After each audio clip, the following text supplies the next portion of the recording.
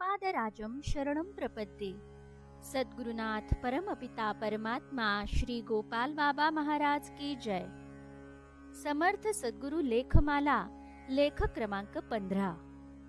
भक्ताच्या प्राथमिक चुका आणि गुरुचरण तीर्थ। बाबा ईश्वर आहेत या संकल्पनेवर गणूंचा विश्वासच नव्हता आणि हे बाबांनी ओळखलं होतं। त्यांच्या श्रद्धेमध्ये सखोलता नव्हती। मग बाबांनी स्वतःच्या अंगच्या अतींद्रिय सिद्धी वापरून त्यांना स्वतःच्या देवत्वाचा साक्षात्कार घडवला। एकदा गणूंनी गोदावरीस गंगा म्हणत असत, गोदावरीकडे जाण्याची इच्छा व्यक्त केली। गोदावरी शिर्डीपासून 4 मैल दूर होती। बाबा म्हणाले, तिथे कशाला जाता? गंगा इथे नाही का? गणूंनी पाहिलं तर बाबांच्या पायाच्या अंगठ्यातून पाणी वाहत होतं। गणूंनी ते पाणी आपल्या ओंजळीत घेतलं आणि माथ्यावर शिंपून घेतलं। परंतु इतर भक्त जसे गंगाजल तीर्थ समजून प्राशन करत तसं मात्र त्यांनी केलं नाही। देव जो भूवरी चालिला पुस्तकातून हेच दास गणू नंतर गुरुकृपेने कुठे पोहोचले ते पहा। ते लिहितात, ऐसे असता उगीच मनमन भटकत हे फिरते, आता विनंती हीच तुला बा स्थिर करी त्याते। अधमाधम मी महापातकी शरण तुझ्या पाया, आलो निवारा दास गणूचे त्रिताप गुरुराया। असो अघोर पापे धुवाया, जनजाता गंगेच्या ठाया। गंगा लागे संतांचे पाया, निवारा वया निज पापे।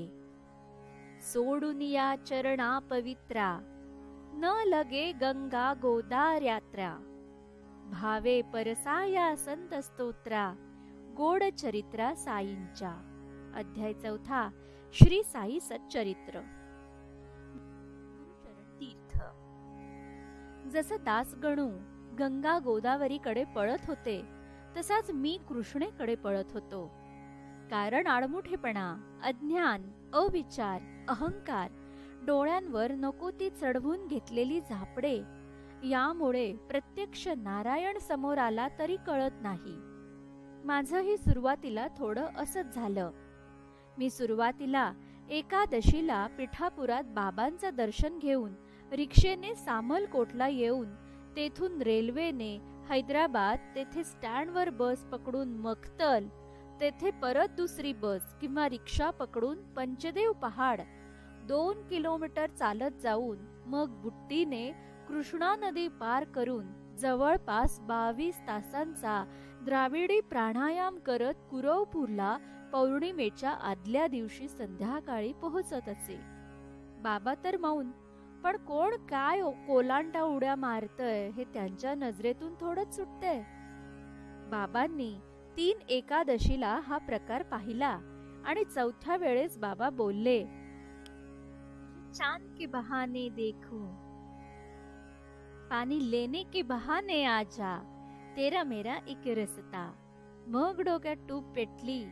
बाबा पौर्णिमेला माझ्याजवळ थांब आणि माझं चरण तीर्थ घे असं सांगत होते।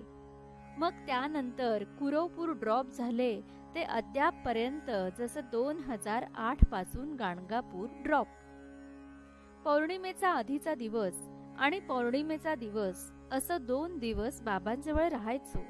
बाबांचं स्नान रोजच होईल असे काही निश्चित नसे। फकीर त्याच्या मौजेत असायचा।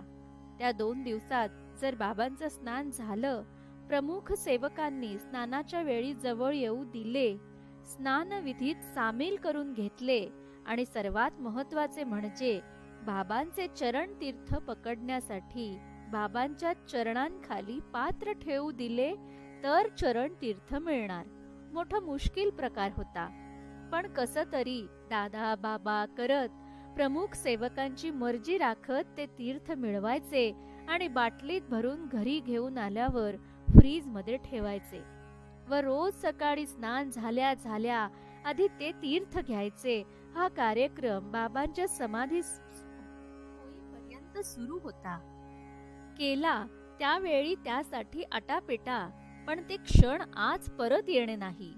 वेळ ती वेळच गुरु आज्ञेनुसार व गुरु कृपेने साधली आणि नक्कीच जन्मोजन्मीचा मळ धुवून गेली.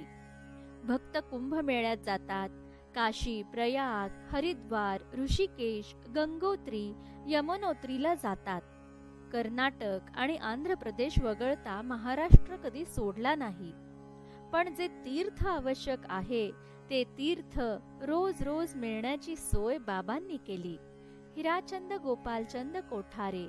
दिगंबरा दिगंबरा, श्रीपाद वल्लभ दिगंबरा.